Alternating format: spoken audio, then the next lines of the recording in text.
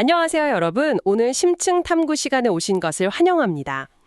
지금 방송 듣고 계신 분들 눈을 살짝 감고 수백만 개의 아주 미세한 점들로 이루어진 거대한 3차원 입체 조각상을 한번 상상해 보시겠어요? 뭔가 그 공상과학 영화에 나오는 홀로그램 같은 건가요? 아, 네, 딱 그런 느낌이죠. 사실 자율주행 자동차가 복잡한 교차로를 쓱 인식할 때나 아니면 우리가 막 VR 헤드셋을 쓰고 가상현실에 딱 접속했을 때 눈앞에 펼쳐지는 세상이 바로 그거거든요. 그쵸. 우리가 보기엔 아주 매끄러운 덩어리 같지만 사실은 다 점이죠. 맞아요. 매끄러운 덩어리가 아니라 공간에 막 흩뿌려진 수많은 점들, 이른바 3D 포인트 클라우드 데이터가 만들어내는 환영이잖아요.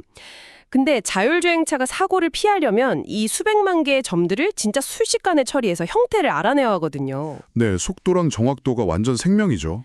근데 과거에는 이 조각상의 모양을 파악하기 위해서, 그러니까 점들을 처리하기 위해서 정말 좀 답답한 방식을 썼습니다. 마치 조각상의 점과 점 사이를 오직 한 번에 2개씩만 실로 연결해서 전체 형태를 유추하려는 것과 같았달까요? 정말 비효율적이죠. 한 번에 선 하나만 긋는 거니까요. 그래서 오늘 저희가 다룰 논문이 엄청 흥미롭습니다.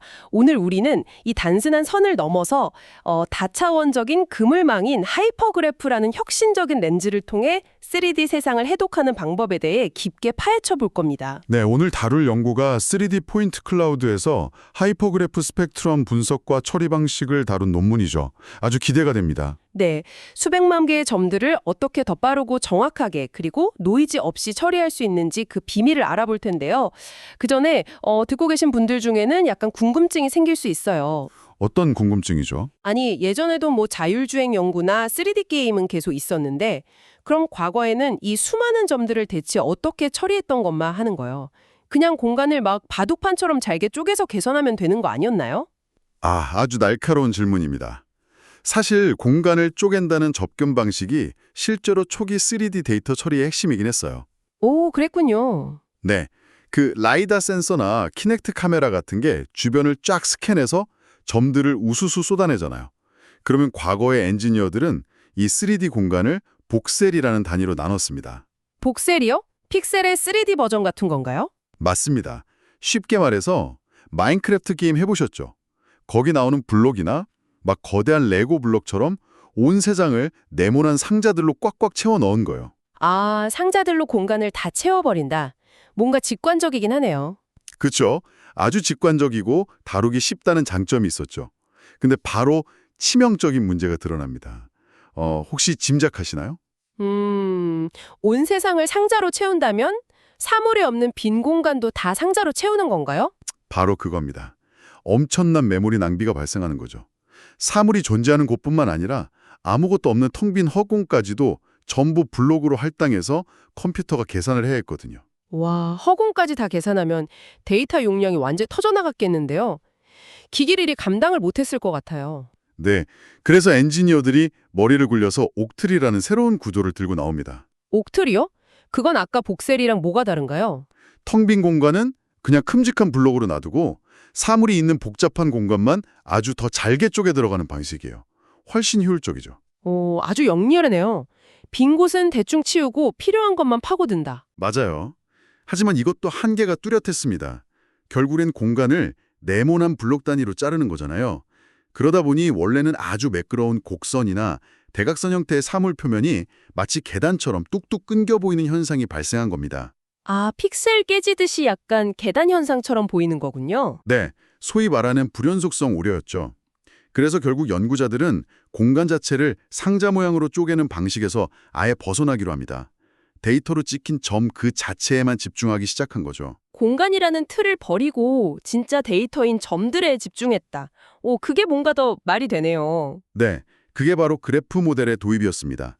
공간에 찍힌 수많은 점들 중에서 거리가 가까운 점들끼리 선으로, 즉 간선으로 쫙 연결해서 사물의 형태를 파악하는 방식이죠. 아까 제가 처음에 말했던 2점을 실로 연결한다는 게 이거군요. 네, 맞습니다. 이걸 전문용어로 그래프 신호 처리, 줄여서 GSP라고 부르는데요. 이게 복셀이나 옥트리에 비하면 훨씬 자연스럽게 사물의 형태를 따라갈 수 있었습니다.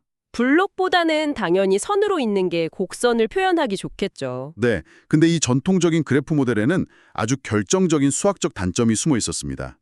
기존 그래프의 간선은 오직 두 개의 노드, 그러니까 딱 두 개의 점만 연결할 수 있다는 점이에요. 두 점만 연결한다. 언뜻 들으면 너무 당연한 것 같은데요?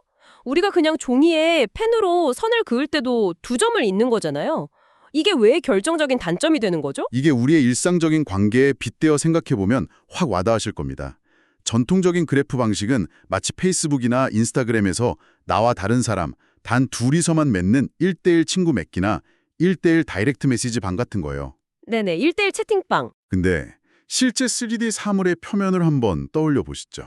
평평한 벽이나 매끄러운 구슬의 표면, 넓은 책상, 이런 구조들은 사실 수많은 점들이 쫙 모여서 하나의 면을 이루고 있잖아요. 그렇죠. 점 두 개로 면을 만들 수는 없으니까요. 최소 3개 이상이 모여야 면이 되죠. 맞습니다. 이건 단 둘이서만 소통하는 게 아니라 수십, 수백 개의 점들이 동시에 관계를 맺고 있는 거대한 단체 채팅방과 같습니다. 이 점들이 막 함께 모여서 우리는 하나의 평평한 면이야 라고 외치는 다자간 관계를 형성하고 있는 거죠. 대박. 그러니까 1대1 메시지방을 아무리 수백 개를 만들어 놔도 수십 명이 한 번에 막 떠드는 단체 채팅방의 전체적인 흐름이나 맥락을 완벽히 똑같이 담아낼 수는 없는 거랑 같은 거군요. 정확합니다. 완벽한 비유예요. 아무리 두 점 사이를 잇는 선을 촘촘하게 수백만 개를 긋는다고 해도 결국 그것은 선들의 집합일 뿐입니다. 선들의 집합이지 진정한 면은 아니다. 네. 세 개의 점이 모여야 비로소 면이 되고 네 개 이상이 모여야 입체의 특성을 띠는데 기존 그래프의 1대1 연결만으로는 이 끈끈하고 다차원적인 결속력을 다 놓쳐버리게 됩니다. 면이나 입체가 가진 그 진짜 구조를 놓치는 거네요. 그렇죠. 기하학적 구조를 온전히 포착하지 못하니까 결국 중요한 정보의 손실이 발생하는 겁니다. 와, 듣고 보니 정말 1대1 연결만으로 3D 세계를 다 이해하려 했던 게 너무 순진한 접근이었나 싶네요. 그렇다면 수학적으로 진짜 한 번에 여러 개의 점을 단체 채팅방처럼 딱 묶어버릴 수 있는 구조가 필요하다는 건데 여기서 드디어 하이퍼그래프가 등장하는 건가요? 맞습니다. 드디어 하이퍼그래프가 무대에 오릅니다.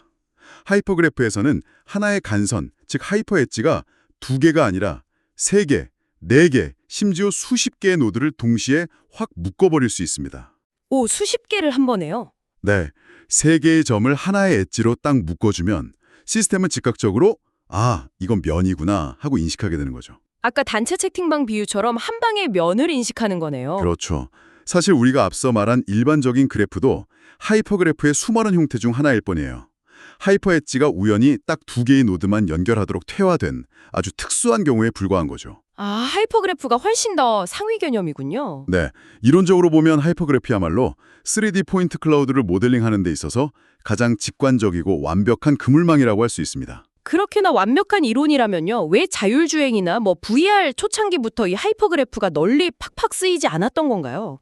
분명히 뭔가 현장에 적용하기 힘든 엄청난 장벽이 있었을 것 같은데요. 네, 아주 날카로운 질문입니다. 가장 큰 장벽은 바로 무시무시한 연산량이었습니다. 역시 수학적 계산이 문제였군요. 네, 상상해보세요.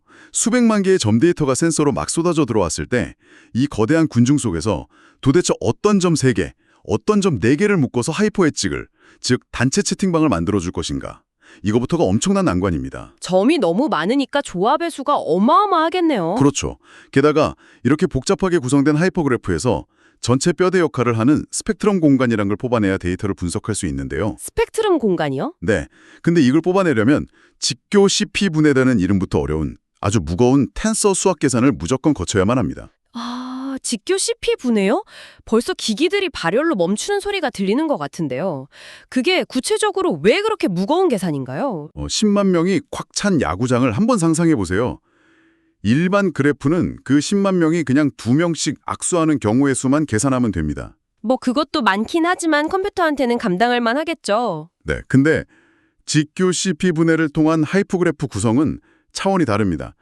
이 10만 명 중에서 3명씩, 4명씩, 심지어 10명씩 무리를 지어서 서로 어떻게 손을 잡을 수 있는지 그 모든 다자 간의 상호작용 조합을 하나하나 다 계산해야 해요. 와, 10만 명 중 3명, 4명의 모든 조합이요? 네, 그래서 거대한 입체 행렬, 즉 텐서를 만들고 그걸 다시 가장 본질적인 뼈대 단위로 쪼개는 작업인 거죠. 노드수가 늘어날수록 계산량이 그냥 더하기가 아니라 곱하기, 제곱으로 기하급수적으로 폭발해버립니다. 그 야구장에서 10만 명이 그렇게 짝지어서 악수하는 걸 언제 다 계산하고 있나요? 자율주행차면 당장 내 앞에 뛰어드는 보행자를 쳐다볼 시간도 없겠네요. 맞아요. 실시간으로 주변을 딱 인식해서 브레이크를 밟아야 하는 자동차나 멀미 안 나게 화면을 띄워야 하는 헤드셋에서는 진짜 절대 불가능한 연산이었죠. 결국 현실적으로는 당장 써먹을 수 없는 약간 꿈의 이론이었다는 건데, 근데 오늘 다루는 연구진의 논문은 이 우주적인 연산 폭발 문제를 도대체 어떻게 우회한 건가요? 이 논문의 첫 번째 거대한 도약이 바로 여기서 나옵니다. 연구진은 그 무거운 직교 CP 분해를 어떻게든 빨리 계산하려고 정면 돌파를 하는 대신에 아예 하이퍼그래프 정상 과정이라는 아주 기발한 개념을 새롭게 도입합니다. 정상 과정이요? 그게 어떤 원리죠? 쉽게 말해서 거대한 하이퍼그래프 구조를 일일이 다 계산해서 만든 다음에 그걸 다시 분석하는 그 미련한 짓을 깔끔하게 포기해버린 겁니다. 네, 포기했다고요? 그럼 그 뼈대를 어떻게 찾아요? 전통적인 신호 처리 분야에는 정상성이라는 아주 중요한 개념이 있어요. 정상성, 스테이셔너리티를 말하는 거죠. 네.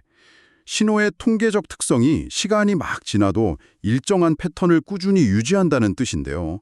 연구진은 이 아이디어를 시간의 흐름에만 한정하지 않고 3D 공간 위로 쓱 끌고 들어왔습니다. 공간으로 가져왔다? 아까 그 수백만 개의 점들에 적용한 거군요. 맞아요. 3D 공간을 스캔해서 얻은 수많은 점들의 좌표 데이터들이 그냥 막 무작위로 뿌려진 게 아니잖아요. 그렇죠. 어떤 사물의 형태를 띠고 있겠죠. 자동차라던가 나무라던가. 네.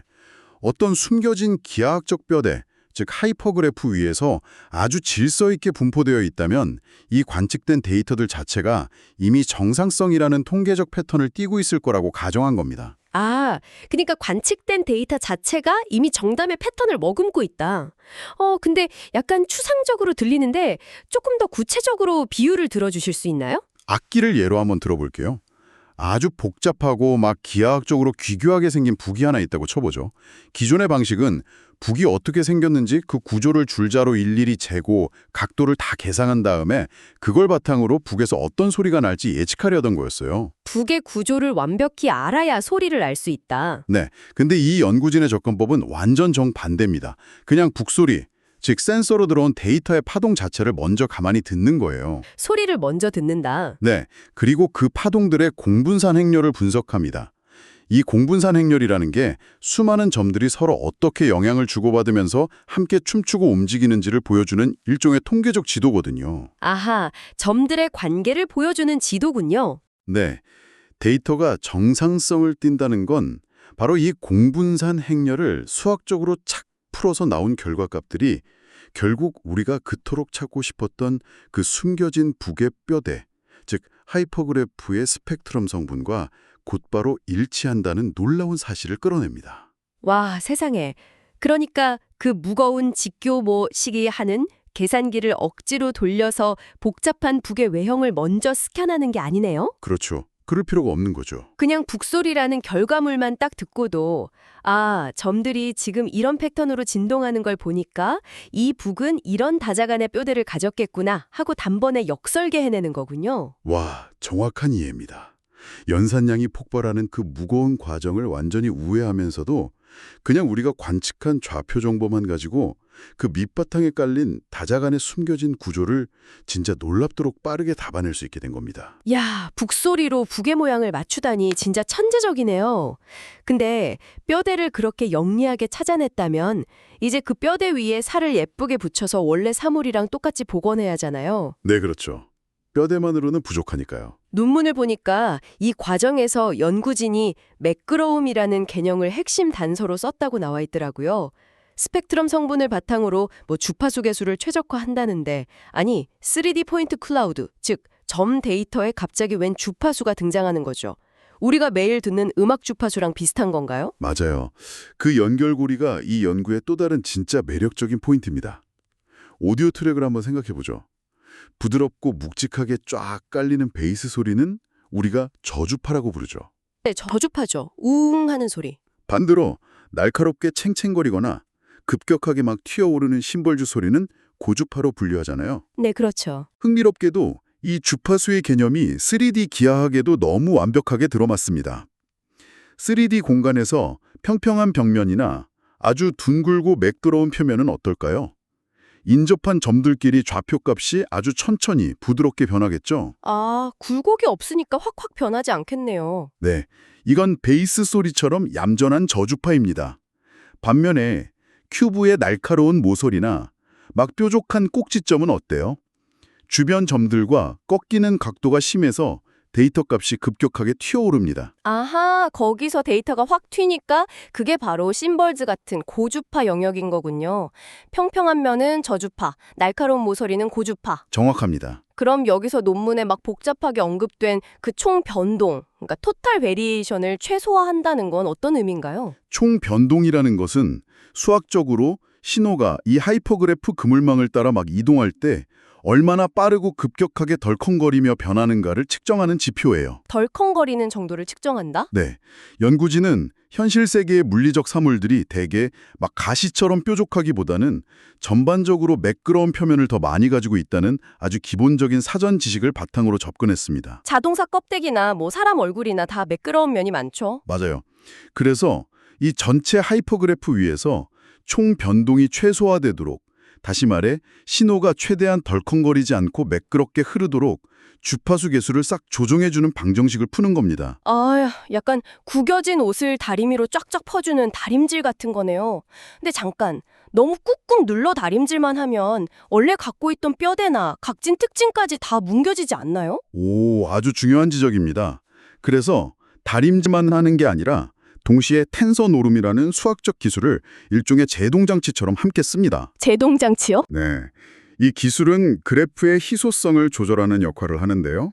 한마디로 그물망이 너무 쓸데없이 빽빽하게 얽히지 않고 진짜 꼭 필요한 다자관 관계만 아주 간결하게 남기도록 싹 다듬어주는 겁니다. 아, 불필요한 건 쳐내고 핵심만 남긴다는 거군요. 맞습니다. 이 매끄러움과 희소성 두 가지를 동시에 최적화하는 순간 수학적 모델 속에 있던 주파수 숫자들이 실제 3D 사물이 가진 평면과 모서리라는 현실의 기하학적 특징과 그냥 완벽하게 착 맞아떨어지게 되는 겁니다. 야, 진짜 영리하네요. 뼈대도 순식간에 찾고 살도 아주 군더더기 없이 완벽하게 붙인다. 정말 수학적으로 우아합니다. 근데 전문가님, 지금 이거 들으시는 분들 중에는요. 네. 아니, 실험실의 그 깔끔한 수학 공식이 과연 비바람 몰아치는 현실의 거친 데이터에서도 통할까? 하고 의심하는 분들도 분명히 계실 거란 말이죠. 당연한 의심입니다. 자율주행이나 VR 기기는 당장 처리해야 할 데이터 용량의 한계도 빡빡하고 또 비가 오거나 센서가 덜컹 흔들리면 화면에 막 온갖 지지직거리는 노이즈가 끼잖아요. 그렇죠. 현실 데이터는 아주 지저분하죠. 그래서 논문에서 이 현실적인 문제들을 어떻게 해결했는지 그 실험 결과가 진짜 궁금해집니다. 데이터 용량을 확 줄여주는 샘플링 부분부터 한번 볼까요? 네. 이 샘플링 실험에서 연구진은 하르 유사 고역 통과 필터라는 아주 재밌고 직관적인 기술을 썼습니다. 아까 제가 날카로운 모서리는 무슨 주파수라고 했죠? 급격하게 튀어오르니까 당연히 고주파죠. 맞습니다. 고역 통과 필터는 말 그대로 고주파 신호만 딱 통과시키는 채 같은 역할을 해요. 밀가루 거르는 채 있잖아요. 아, 채요. 네. 필터가 점들을 쫙 스캔하면서 좌표값이 크게 변하지 않는 평평한 면의 점들은 어차피 다 비슷한 애들이니까 과감하게 버립니다. 대신 급격한 변화가 일어나는 큐브의 모서리나 원기둥의 경계선에 있는 핵심 점들만 쏙쏙 뽑아내는 원리예요. 아, 밋밋한 부분은 쫙 날려버리고 사물의 윤곽선, 그러니까 특징적인 엣지만 딱 남기는 거네요. 네, 맞습니다. 논문에 보면 3,400개의 점으로 이루어진 고양이, 늑대, 말 데이터를 가지고 한 실험 결과가 나와 있는데요. 네, 저도 그거 봤어요. 사진이 있던데 기존 그래프 방식이랑 비교했을 때 차이가 진짜 어마어마하더라고요. 그 결과가 바로 다자간 관계 포착이 얼마나 위력적인지를 시각적으로 확실하게 증명해주는 부분입니다. 기존의 그 1:1 연결 중심인 GSP 방식으로 점의 개수를 팍 줄여버리면요. 말의 다리가 중간에 툭 끊어지거나 고양이의 귀 형태가 다 뭉개져 버립니다. 전체적인 맥락을 아예 잃어버리는 거죠. 윤곽선이 다 부서져 있더라고요. 네. 근데 연구진이 제안한 하이퍼그래프 풀이의 변환, 즉 HGFT 기반으로 샘플링을 하면 놀라운 일이 벌어집니다. 3,400개의 점 중에서 단 10%만 남겨도 늑대의 뾰족한 귀 모양이나 달리는 말의 역동적인 다리 윤곽이 기가 막히게 유지가 됩니다. 진짜 신기하네요. 점을 90%나 날려버렸는데 형체가 남아있다고요? 네, 하이퍼그래프가 개별 점들의 단순한 위치가 아니라 점들 간의 끈끈한 구조적 관계 자체를 압축해서 보존해냈기 때문이죠. 와, 10%의 데이터만으로 이거 늑대구나 하고 즉각 인식할 수 있다면 실시간 처리가 생명인 자율주행 기기들한테는 그야말로 엄청난 무기가 되겠어요. 용량 부담이 싹 사라지니까요. 맞습니다. 연산 속도가 비약적으로 올라가는 거죠. 자, 그럼 현실 세계의 가장 큰 골칫거리인 노이즈 제거. 렌더링할 때 막 지글지글한 거 없애는 건 어떤가요? 기존 방식들은 이 노이즈를 없애려고 데이터를 막 자꾸 다듬다 보면 형체까지 흐리멍덩해지는 문제가 있었잖아요. 네, 맞아요. 블러 처리되듯이. 약간 흐릿한 사진을 스마트폰 보정 앱으로 너무 심하게 막 문지르면 피부는 깨끗해지는데 나중엔 이목구비까지 다 날아가 버리는 것처럼요. 아주 흔하게 겪는 딜레마죠. 기존의 노이즈 제거 방식인 GSP-TV와 라플란시안 정규화 같은 기술들이 딱 그런 한계를 가지고 있었습니다. 걔네는 왜 그런 한계가 있었던 거죠? 노이즈가 잔뜩 낀 관측 데이터를 바탕으로 이미 고정된 형태의 그래프 그물망을 꽉 짜놓고요. 그 위에서 신호를 억지로 다림질해서 매끄럽게 다듬으려고만 했기 때문이에요. 뼈대 자체가 노이즈 때문에 이미 삐뚤어져 있는데 거기다 대고 아무리 살을 예쁘게 붙이려 해봐야 당연히 원래 형태가 나올 리가 없겠네요. 빙고, 바로 그겁니다. 하지만 이 논문에서 제안한 결합 최적화 방법은 완전히 다른 패러다임, 그러니까 지속적으로 반복적인 상호작용 메커니즘을 씁니다. 반복적인 상호작용이요? 그러니까 노이즈를 지우개로 한 번에 싹 지우고 끈다는 게 아니란 말씀인가요? 네, 아닙니다. 시력이 아주 안 좋은 분이 마법의 안경을 딱 썼다고 한번 상상해 보시죠. 안경을 쓰자마자 한 번에 초점이 확 맞는 게 아니라 렌즈가 내 시력 데이터를 읽고 도수를 살짝 맞춥니다. 윙 하면서 렌즈가 움직이겠네요? 네, 그러면 세상이 조금 더 뚜렷하게 보이겠죠. 그 뚜렷해진 세상의 모습을 보고 렌즈가 한 번 더 미세하게 도수를 조정합니다. 이 과정을 0.1초 만에 수십 번 핑퐁 치듯이 반복하면서 가장 완벽한 초점을 스스로 찾아내는 것과 같습니다. 와, 비유 대박이네요. 이걸 이 알고리즘으로 설명하자면요. 먼저 노이즈가 낀 데이터에서 임시로 스펙트럼 뼈대를 대략 추정합니다. 그리고 이 뼈대를 기준으로 원래 점들의 위치가 대충 여기쯤 있어야겠네 하고 살짝 조정을 해줍니다. 이게 디노이징이죠. 아하. 그러면 점들이 그 지글거리는 노이즈에서 조금 벗어나서 제자리를 찾아가니까 데이터가 아주 살짝 깨끗해지겠네요. 맞습니다. 그리고 그렇게 조금 더 깨끗해진 데이터를 가지고 다시 하이퍼그래프의 주파수 계수, 즉 구조를 더 정확하게 갱신하는 거예요. 뼈대가 더 정교해졌으니까 그 다음번 점들의 위치 최적화는 이전보다 훨씬 더 정확해지겠죠. 데이터가 뼈대를 고치고 고쳐진 뼈대가 다시 데이터를 더 깨끗하게 밀어주고. 와. 네, 이 핑퐁 게임을 아주 빠른 속도로 반복하면서 시스템 스스로 최적의 해상도와 구조를 찾아가는 구조입니다. 이거 진짜 소름 돋는 접근법이네요. 억지로 노이즈를 뭉개서 지우는 게 아니라 서로 보완하면서 묻혀있던 원래의 모습을 싹 발굴해내는 거군요. 그렇죠. 그 논문에 나오는 되게 유명한 토끼 데이터 있잖아요. 35만 5,555개의 점으로 이루어진 스탠퍼드 토끼 실험 결과가 그래서 압도적이었던 거네요. 가우시안 노이즈든 균일 노이즈든 막 잔뜩 집어넣었는데도 토끼 귀의 날카로운 끝부분이나 꼬리의 그 굴곡진 형태는 선명하게 딱 살려내면서 지저분한 노이즈만 싹 걷어냈잖아요. 네, 그 실험 수치가 이 방법론의 압도적인 우월성을 증명합니다. 기존의 모든 1:1 기반 필터링 방식들을 오차율면에서 그냥 가볍게 뛰어넘어 버렸거든요. 사물의 본질적인 기하학적 형태는 꽉 잡아서 유지하면서 노이즈만 분리해내는 데 있어서 이 결합 최적화 알고리즘이 얼마나 강력한지 보여주는 가장 완벽한 예시죠. 대단하네요. 자, 그럼 이 모든 복잡한 수학과 놀라운 실험 결과들이 결국 우리에게 어떤 의미를 남기는지 싹 정리해 볼 시간입니다. 네, 오늘 저희가 청취자 여러분과 함께 파헤친 이 하이퍼그래프 연구는요. 단순히 자율주행자의 화면에 3D 그래픽을 렉 없이 예쁘게 띄우기 위한 그런 얄팍한 기술적 팀이 아닙니다. 이 제한된 기기 용량과 끊임없는 노이즈로 가득한 거친 현실 세계에서 우리가 막 쏟아지는 방대한 3D 데이터를 가장 본질적이고 다차원적인 방식으로 압축하고 복원해내는 거대한 패러다임의 전환인 거죠. 동의합니다. 점과 점을 1대1로 잇는 그 단순한 선의 시대를 지나서 사물의 진적 뼈대를 단번에 낚아채는 다차원적인 관계에 망을 던지는 그런 새로운 차원으로 진입한 것입니다. 네, 저는 바로 그 패러다임의 전환 지점에서 이 수학자들의 통찰을 우리에게 살아가는 현실 세계, 사회 현상으로도 한번 확장해 보고 싶습니다. 오, 사회현상으로요? 네, 하이퍼그래프 기술의 핵심이 결국 단순한 1대1 연결을 넘어서 공간에 숨겨진 다자간의 아주 얽히고 설킨 관계를 한 번에 포착했다는 데 있잖아요. 그렇죠. 단체 채팅방처럼요. 그렇다면 우리가 매일 마주하는 우리 사회의 다른 수많은 복잡한 현상들은 어떨까요? 청취자 여러분, 오늘날 우리가 세상을 바라보고 분석하는 방식, 예를 들어서 소셜미디어에서 수백만 명의 의견이 막 부딪히면서 여론이 형성되는 과정이라든가 아, 그것도 진짜 복잡하죠. 아니면 글로벌 경제 시스템에서 한 국가의 금융위기가 막 전 세계로 순식간에 전파되는 양상 같은 것들 말입니다.